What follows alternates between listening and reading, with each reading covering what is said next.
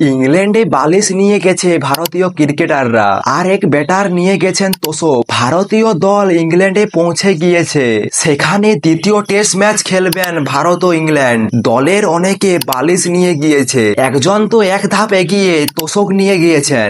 England সফরে তোশক নিয়ে গিয়েছেন লোকেশ রাহুল। ইংল্যান্ডের হোটেলে যে বিছানায় তোশক থাকে সেগুলি খুব নরম। ভারতের ক্রিকেটারদের ওতে ঘুমোতে অসুবিধে হয়, সেই কারণে রাহুল তোশক নিয়ে গিয়েছেন বলে মনে করা হচ্ছে। ঘুমের ব্যাঘাত ঘটাতে চান না ভারতীয় ক্রিকেটাররা। রাহুল তার নিজের ব্যবস্থা নিজেই নিয়েছেন। ইংল্যান্ড সফরের শুরু থেকেই বিশেষ প্রস্তুতি নিয়েছে রাহুল। তিনি ইংল্যান্ডে আগেই চলে যেতে চেয়েছিলেন অনুশীলনী করার জন্য।